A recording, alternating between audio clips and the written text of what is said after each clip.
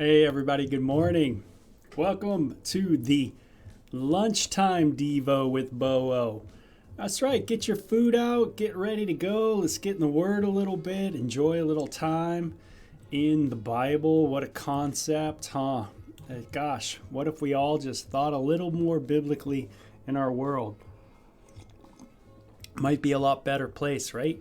So we're going to be going in the book of 2 Samuel here really soon, if you can believe it. We're going to be done with 1 Samuel, and it's I'm kind of miss the Saul and David thing, that was really what a narrative that has been.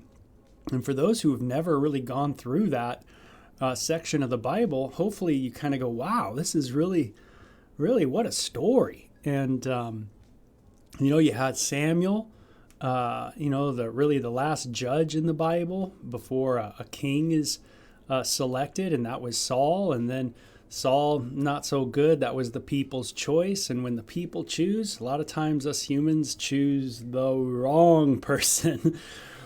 And then what happens is the rest of the narrative is about David being called by God, but, a lot of different conflicts going on within himself and without. So, hey, it's good seeing you guys.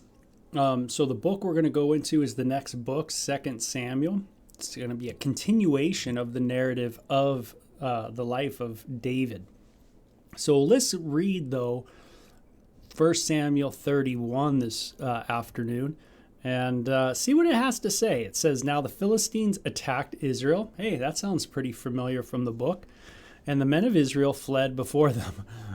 Not much courage there, right? A lot of fleeing. Oh, man. I don't want to be like that for sure. I don't want to be a one who's fleeing so much. I'd rather take a stand. I think of a really famous passage in the book of Ephesians chapter 6. A lot of people call it the armor of God passage, right? Where it says, take your stand against, the evil one. This kind of idea of really taking, setting your feet firm into the ground. That's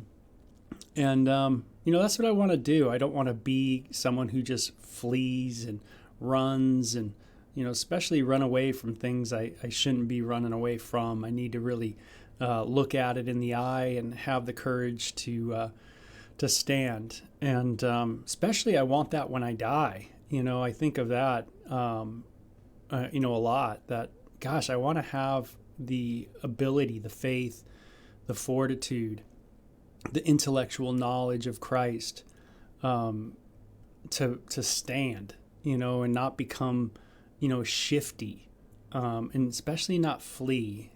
I want to be able to look it in the eye and be like, hey, my God's conquered this, and I'm going to conquer it too. I'm going to get through it. Not only am I going to get through it, but it's going to be my birth to a new body. And so, hey, death is no longer extinction. It is now, it brings me close to God. Ooh, radical.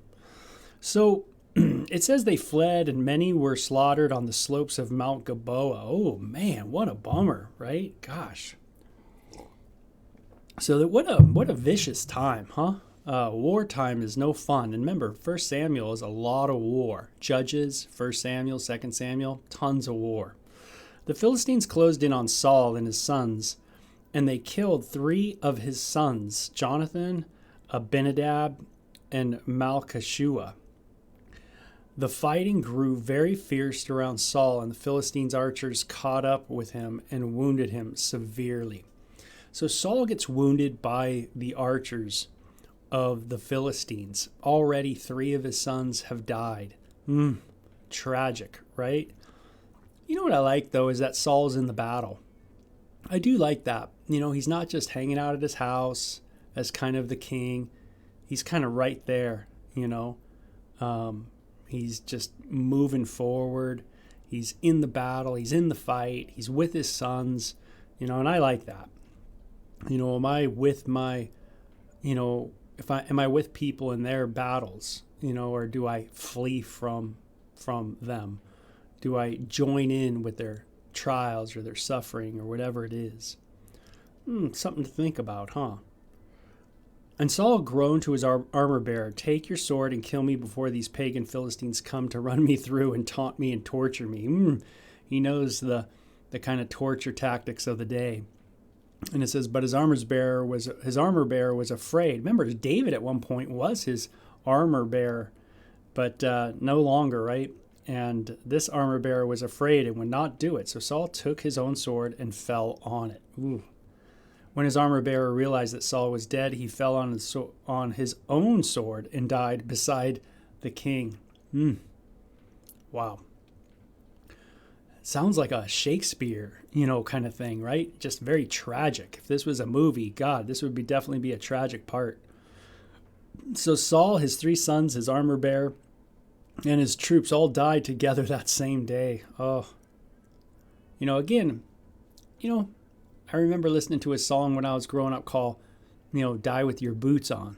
And, and I do appreciate Saul in that way, man. He definitely died with his boots on, Again, he's not just sitting around in the palace, looking over the ledge, like David did. We're going to see later on in David's life where David should have been at war, but instead he saw some girl. Her name was Bathsheba, right? But Saul was in the battle. I like that. I got some respect for Saul, man. That's pretty powerful. And when the Israelites on the other side of the Jezreel Valley and beyond the Jordan saw that the Israelite army had fled and that Saul and his sons were dead, they abandoned their towns and fled. So the Philistines moved and occupied their towns. And this has been the battle from the book of Judges, right? The Philistines come in and occupy. Israel tries to move them out. It doesn't work. It's just a constant, right? Israel has just never had a moment of peace, and man, that's sad. Sometimes our lives are like that too, though, where we just don't have a ton of peace. It seems like there's always a lot of conflict and things going on. I like what the New Testament says in the book of Timothy, where Paul's writing to Timothy and he says, hey, pray that you may live a quiet and peaceable life. Oh man, what a good prayer, right? Hey, I want to live a quiet and peaceable life. Maybe not so, spastic, maybe not so chaotic, right? Maybe not so filled, but just a quiet and peaceable life. Love that. So they cut off Saul's head and stripped off his armor, and they proclaimed the good news of Saul's death in their pagan temple and to the people throughout the land of Philistia. Man, what a tragic end, huh? You're dead, you get your head lopped off, you're stripped of your armor, And it says, they placed his armor in the temple of the Ashereths, and they fastened his body to the wall of the city of Bethshan. Oh, man, how tragic, Saul, right? Man, the enemy's just displaying, right, their victory, taunting Israel by taking the king that the people elected. And what happens to the king the people elected? Goes down. He goes down, right? Him and his sons. Really sad. And when the people of Jabesh Gilead heard that the Philistines had what they did to Saul, all their mighty warriors traveled through the night to Bethshan, took the bodies of Saul and his sons down from the wall. They brought them to Jabesh, where they burned the bodies. Interesting. Should I be cremated or should I be buried, right, in your body? It's interesting, but Saul and his sons, they were burned, right? They definitely were cremated. And it might be something to note, that it's not necessarily wrong to do that at all, right? They burned the bodies. And obviously, the book of Numbers is a book of cleanliness and disease, dealing with, diseases and things like that. And to keep Israel away from, dead bodies, away from things that will cause infirmity in the nation of Israel. And so there's a reason why they burn those bodies, right? You don't want to be just hanging out with a dead body. That's not good. And so they took it down, and I'm glad. It must have been a lot of courage for these people to go into this area of Bethshan, where the enemy was, and take down Saul's body, obviously headless, and take the sons and move them. And that's a lot of respect to do that, and it takes a lot of courage to do that.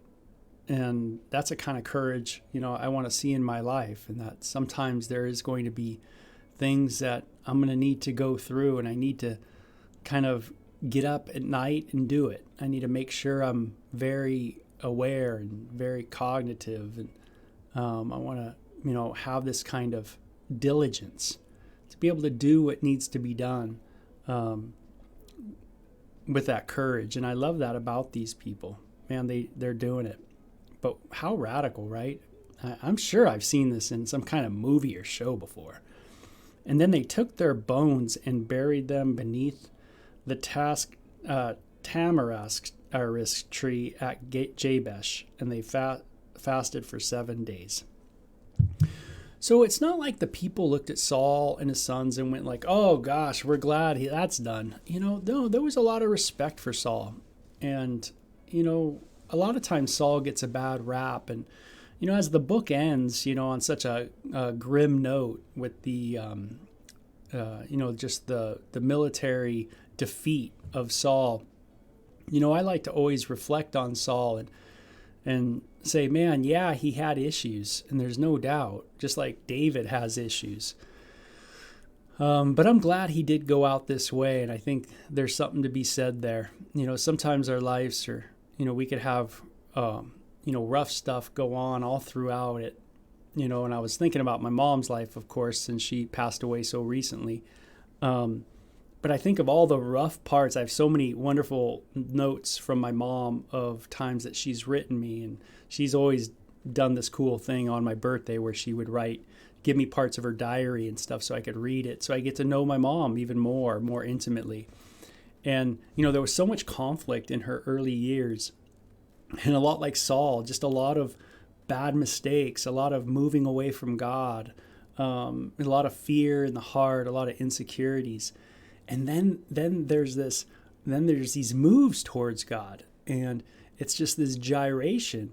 And I'm so glad, my mom's, last 30 plus years were so much more peaceful, and one's filled with serenity and joy and happiness and things of that nature. And what a blessing that is. But I think a lot of our lives are like that, kind of reflective of Saul, where, Saul goes out, in the battle, in the fight, fighting the enemy. And that's great. That's good. He did the right thing, at the end. He didn't back off. He didn't back away. He was in the battle. But boy, those early years, man, he really just had a struggle. And it takes a lot of us just a long time to work through various issues and things that go on in our life. We're affected by things, right? We're affected by things when we're younger. We're affected by things when we're in our young adult life. And, it seems like sometimes things are very much hard to get over.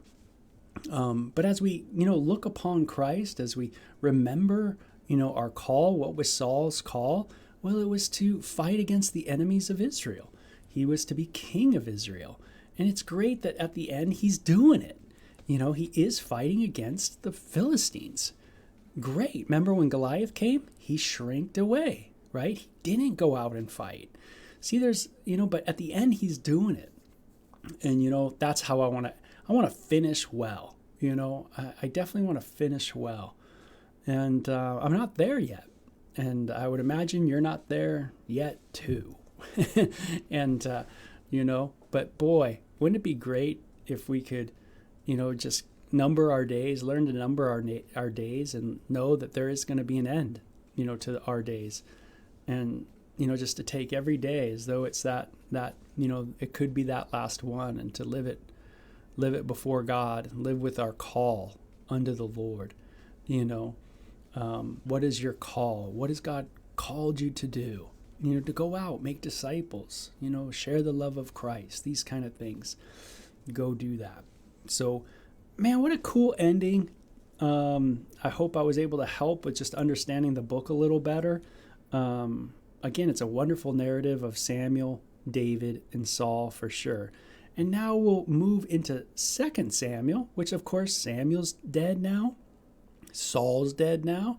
So we're going to see kind of where David goes from here and how it all shakes down. So, hey, we get through another book. Paul is right. We're all a work in progress. Oh my God, absolutely. And Monica says, wow. And I'm wondering what the wow is about. But it's wow. And she'll have to fill us in on what the wow is. So,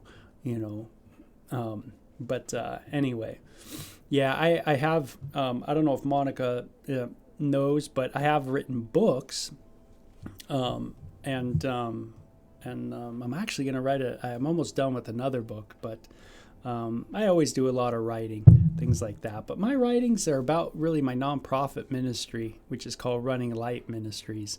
So it kind of has a very, very narrow focus for sure. But it's good stuff, man. I mean, I enjoy it, but it's not for everybody for sure. So, hey, you guys have a good one, and we will catch you Monday, right? Have a good weekend, and take care. Bye-bye.